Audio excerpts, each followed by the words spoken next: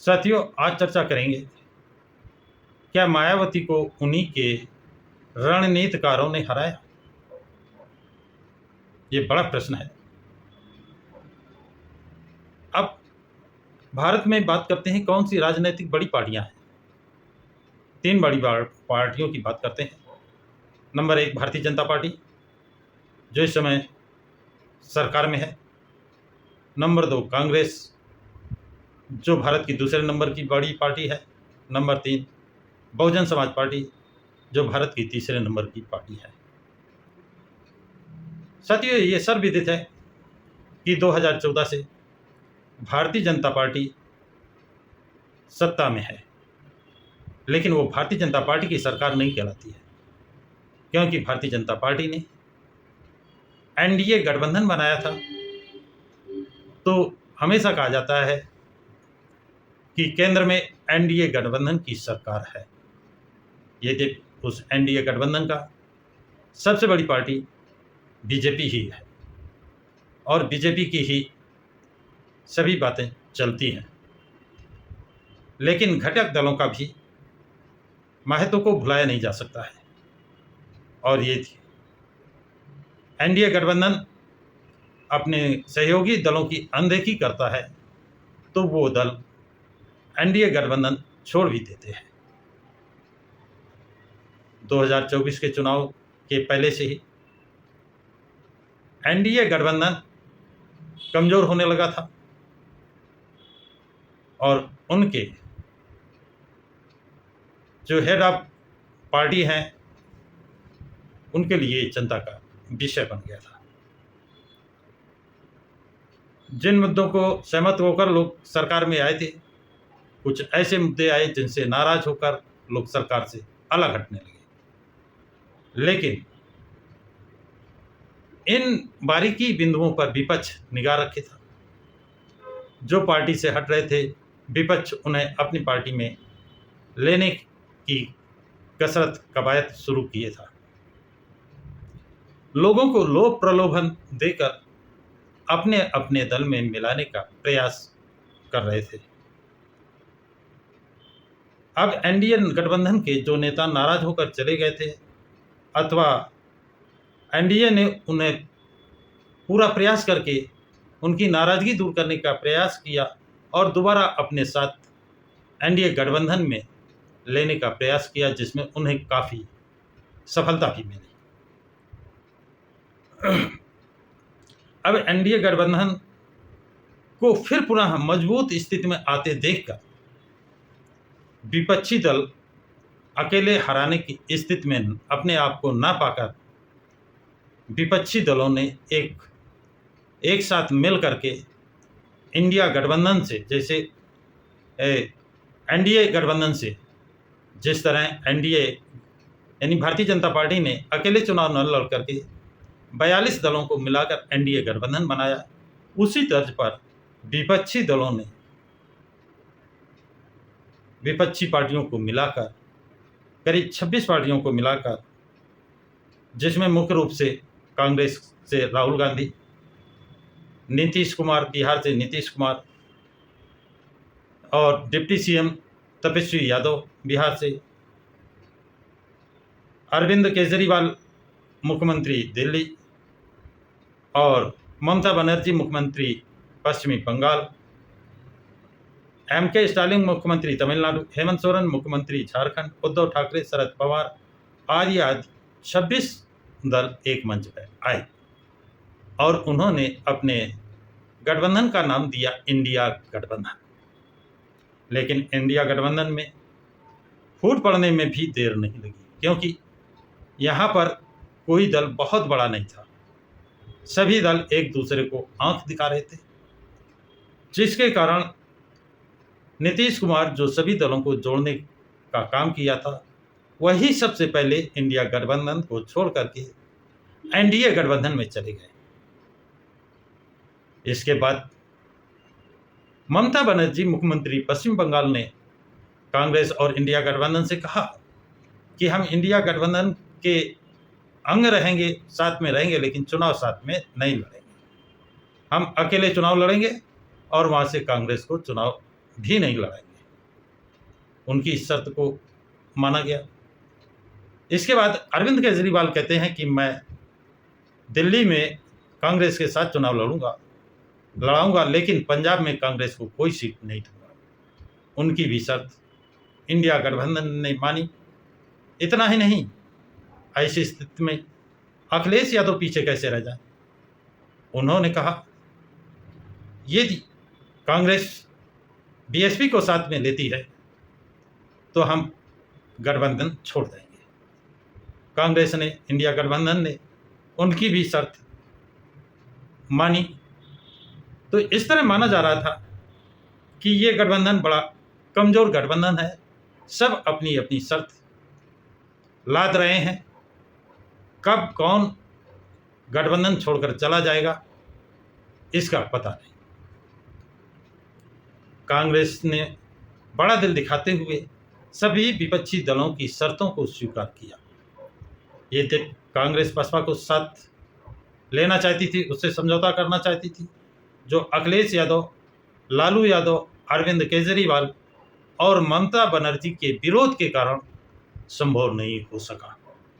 बसपा भी इंडिया गठबंधन में जाने के लिए बहुत उत्सुक नहीं था, क्योंकि इनमें जितने घटक दल मिले थे उनकी अपनी अपनी ढपली, अपना अपना राग अलाप रहे थे। इतिहास गवाह है, ऐसे गठबंधन ज़्यादा समय तक टिक नहीं पाते हैं। इसलिए बसपा इंडिया गठबंधन में जाना नहीं चाहती थी और नहीं किया। भारत की सबसे बड़ी पार्टी बीजेपी ने 42 बड़े दलों का गठबंधन बनाया। उसका नाम रखा था एनडीए। दूसरे नंबर की सबसे बड़ी पार्टी कांग्रेस ने 26 दलों का गठबंधन बनाया। उसका नाम दिया इंडिया गठबंधन। अब भारत की तीसरे नंबर की सबसे बड़ी पार्टी जो बीएसपी थी, उसने एनडीए गठबंधन और इंडिया गठबंधन से कोई सबक नहीं सीखा या सीखने का प्रयास नहीं किया। ये सवाल उठ रहा है, क्योंकि भारत की जनता परिवर्तन चाहती थी और चाहते थे कि बहुजन समाजवादी पार्टी भी ये इंडिया गठबंधन में शामिल नहीं हुई है तो अपना तीसरा मोर्चा तैयार करें। लेकिन बीएसपी ने तीसरा मोर्चा न बनाकर अकेले चुनाव लड़ने का फैसला किया। शायद वो अकेले फैसला लेना, अकेले चुनाव लड़ने का, ये बात वो जनता जनार्दन को अपने उद्देश्य समझाने में कामयाब नहीं हो सकी। क्यों? क्योंकि भारत की जनता परिवर्तन चाहती थी, क्योंकि उसे लग रहा था कि भारत का संविधान खतरे में है और संविधान को बचाना वो पहली प्राथमिकता समझते थे।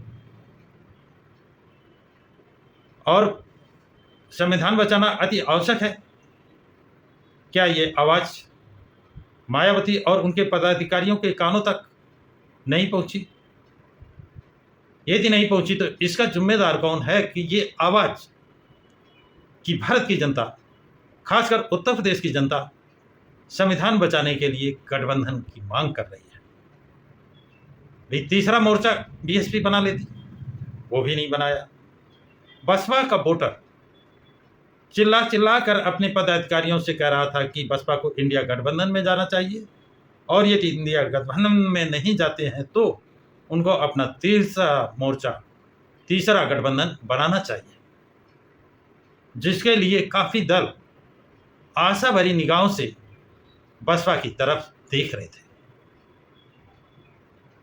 इन उपरोक्त बातों को, जनता की मांग को बसपा के पदाधिकारियों ने मायावती तक पहुंचाया या नहीं पहुंचाया, जानकारी दी अथवा नहीं दी, इसकी कोई पुख्ता जानकारी उपलब्ध नहीं है। लेकिन यदि पदाधिकारियों ने ये खबर मायावती तक पहुंचाई होती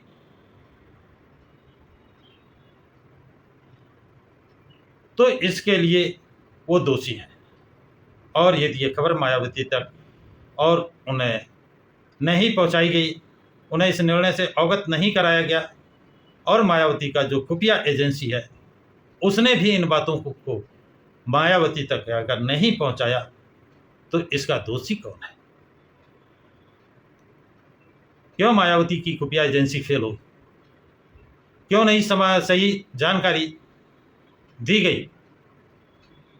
कहीं ऐसा भी तो नहीं कि उनके पदाधिकारी या खुफिया एजेंसी बिक तो नहीं गई थी? कहीं किसी लालच में अपना मुंह तो नहीं बंद कर लिया था? यह भी एक विचारणीय प्रश्न है और जांच का विषय है। जिस चीज को जनता चिल्ला चिल्ला कर कह रही है, पदाधिकारियों से मांग कर रही है, और उस चीज से बसपा सुप्रीमो को अवगत न कराया जाए, ये एक आश्चर्य की बात लगती है। जब मायावती ने बार बार ये घोषणा की कि हम अकेले चुनाव लड़ेंगे, तो जनता के बीच में विपक्षी दलों को, खासकर समाजवादी पार्टी और कांग्रेस, समाजवादी पार्टी के अखिलेश यादव, उनके चाहने वालों ने एक र्यूमर फैलाई कि बसपा भाजपा की बी टीम है। भाजपा को फायदा पहुंचाने के लिए अकेले चुनाव लड़ना चाहती है। यह भी खबर खूब फैलाई गई कि मायावती जी ने जो अवैध संपत्ति कमाई है उस पर सीबीआई और ईडी का छापा ना पड़ जाए, इसलिए बसपा संपत्ति बचाने के लिए अकेले चुनाव लड़ना चाहती है। इस बातों का बसपा की तरफ से जोरदार खंडन नहीं किया गया, जिससे जनता जनार्दन भ्रमित होने लगी। बसपा भाजपा को फायदा पहुंचाने के लिए और इंडिया गठबंधन को कमजोर करने के लिए अकेले चुनाव लड़ना चाहती है। यह खबर जंगल में आग की तरह फैलाई गई। बसपा की तरफ से इन आरोपों का जबरदस्त खंडन नहीं किया गया, जिसके कारण बसपा के वोटरों को ये संदेह हो गया कि बसपा अपनी संपत्ति बचाने और जेल जाने से बचने के लिए बीजेपी को फायदा पहुंचा रही है, बीजेपी को फायदा पहुंचाना चाहती है। इसका खंडन बसपा के लोगों को जोरदारी से सोशल मीडिया पर, अखबारों पर आकर करना चाहिए था। गांव, गली, कस्बों, शहर में इनके पदाधिकारियों को इसका खंडन जोरदारी से करना चाहिए था। ऐसा क्यों नहीं किया गया? बसपा पार्टी को तीसरा मोर्चा बनाना चाहिए, उसका भी प्रयास नहीं किया गया। अब इसी बीच स्वामी प्रसाद मौर्य ने एक धमाका कर दिया। उन्होंने एक आम सभा में खुलेआम घोषणा कर दी कि हम जितने विपक्षी हैं, बसपा सुप्रीमो मायावती के एक आह्वान पर भरभरा कर, शब्द यूज किया था भरभरा कर, उनके पास चले जाएंगे। दौड़ कर नहीं, भरभरा कर, मतलब आंधी तूफान की गति से लेके जाने का आश्वासन दिया कि हम चले जाएंगे। इसके बाद भी बसपा पार्टी ने इसके संबंध में कोई टिप्पणी नहीं की, जिसके कारण जो ये अफवाह फैलाई गई कि बसपा भाजपा को फायदा पहुंचाने के लिए इंडिया गठबंधन में नहीं आई, अकेले चुनाव लड़ना चाहती है। फिर स्वामी प्रसाद का ये स्टेटमेंट कि हम सभी विपक्षी मायावती के एक आह्वान पर भरभरा कर उनके पास चले जाएंगे, उनको भी आह्वान न करने से उस अफवाह को और बल मिला। कहते हैं जलती आग में ये भाषण, ये आह्वान एक आग में घी डालने का काम किया। स्वामी प्रसाद मौर्य की इस घोषणा के बाद कोई प्रतिक्रिया न देने से जनमानस में ये संदेश चला गया कि बसपा सुप्रीमो वास्तव में चुप क्यों है? क्या ये बीजेपी को ही फायदा पहुंचाना चाहती है? अब सोने में सुहागा एक और कांड हो जाता है। वो है कि सीतापुर में एक आम सभा में संबोधित करते हुए आकाश आनंद ने कुछ ऐसे शब्दों का प्रयोग किया जिसके कारण उनके खिलाफ अभियोग पंजीकृत हो गया। और इसके बाद बसपा सुप्रीमो ने आकाश आनंद को राष्ट्रीय कोऑर्डिनेटर पद से और उत्तराधिकारी के पद से जो हटाने का निर्णय लिया, ये मानो विपक्ष को एक बहुत बड़ा सबूत मिल गया। उन्होंने इस मुद्दे को सोशल मीडिया, मेन मीडिया, अखबारों में इतनी जोरदारी से उछाला कि बसपा सुप्रीमो बीजेपी की मदद कर रही थी और आकाश आनंद बीजेपी के खिलाफ लड़ रहे थे। इसलिए बसपा सुप्रीमो ने आकाश आनंद को उत्तराधिकारी पद से हटा दिया और राष्ट्रीय नेशनल कोऑर्डिनेटर पद से हटा ही नहीं दिया, बल्कि आगे उन्हें मीटिंग न करने की नसीहत भी दे दी। क्योंकि उसके बाद आकाश आनंद ने मीटिंग नहीं की, क्योंकि उनकी मीटिंगें उसी दिन तक लगी हुई थी। मीटिंग थी नहीं, मीटिंग करते कैसे। लेकिन विपक्ष ये संदेश जनता में पहुंचाने में सफल हुआ और जनता के अंदर ये भ्रम पैदा हो गया, भ्रम को अपूर्ण विश्वास हो गया कि वास्तव में बसपा सुप्रीमो मायावती भाजपा को फायदा पहुंचाना चाहती है। इसलिए आकाश आनंद को, जो बसपा का जनाधार बढ़ा रहा था, आकाश आनंद को सुनने के लिए अपार जनसमूह इकट्ठा हो रहा था। आकाश आनंद का इंटरव्यू लेने के लिए बीबीसी लंदन जैसे बड़े बड़े पत्रकार इंटरव्यू लेने जा रहे थे। अलीगढ़ यूनिवर्सिटी के और दिल्ली यूनिवर्सिटी के लोग आकाश आनंद से समय लेकर मिलने जाने लगे थे। जो कद बढ़ रहा था पार्टी का और आकाश आनंद का, उस पर ब्रेक लग गया, जिससे विपक्षी दलों द्वारा फैलाई गई रूमर को बल मिला और लोगों ने ये मान लिया कि बसपा संविधान बचाने के पक्ष में नहीं, बसपा बीजेपी जिताने के पक्ष में है। जिसके कारण बसपा का कैडर वोट भी इंडिया गठबंधन की तरफ चला गया। अब सवाल उठता है कि ये सब चीजें जनता में हो रही हैं, विपक्ष को मालूम हो रही हैं, जनता को मालूम हो रही हैं, लेकिन बसपा की पदाधिकारियों को, बसपा सुप्रीमो को मालूम क्यों नहीं हो रही? क्या उनका कोई जनसंपर्क नहीं था, या उनके जनसंपर्क बिल्कुल पंग हो चुके थे?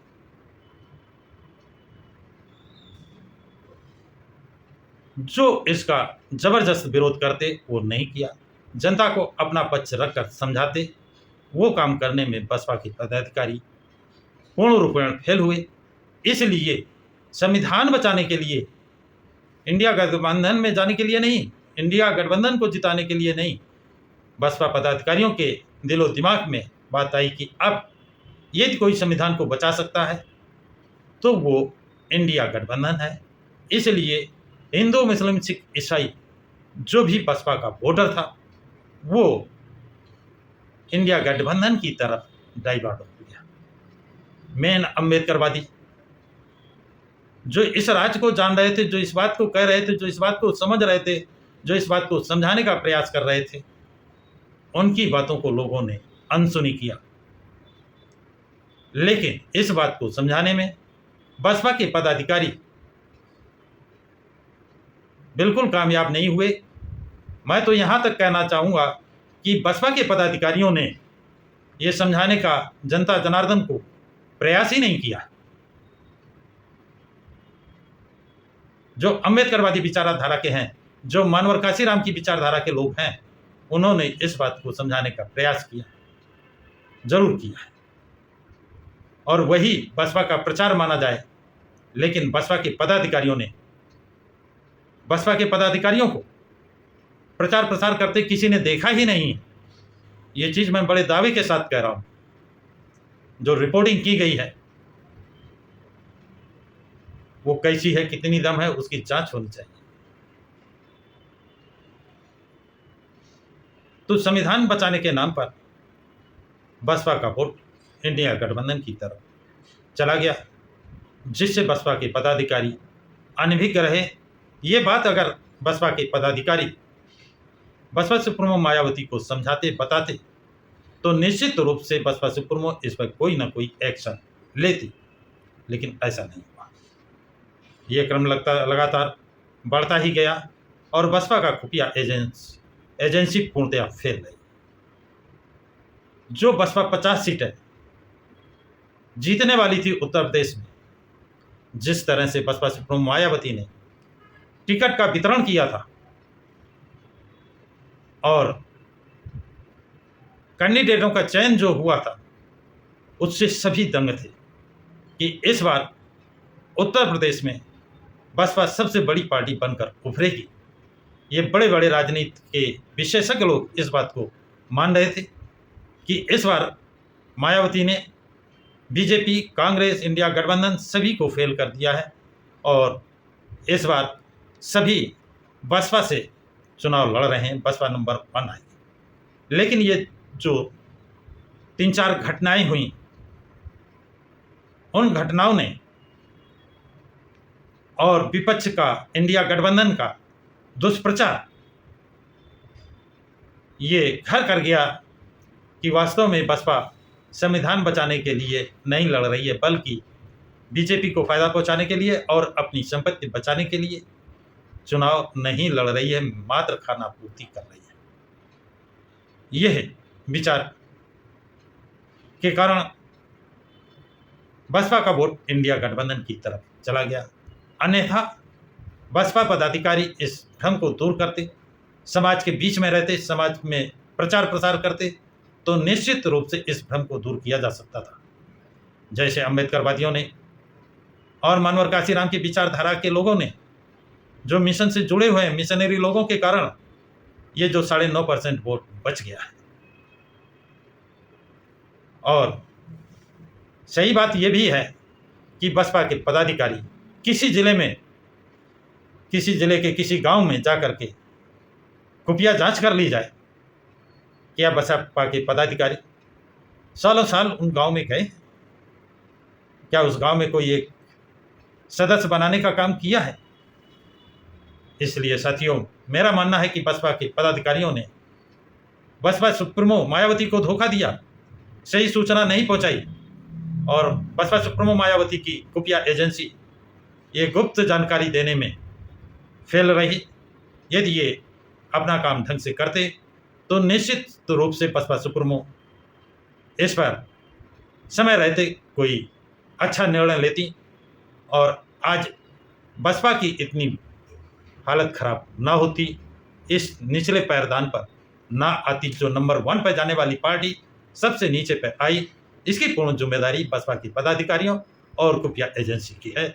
साथियों, ये जानकारी आप लोगों को कैसी लगी कमेंट जरूर लिखिएगा तथा इस वीडियो को अधिक से अधिक लाइक और शेयर करें। प्रकाश की राज चैनल को सब्सक्राइब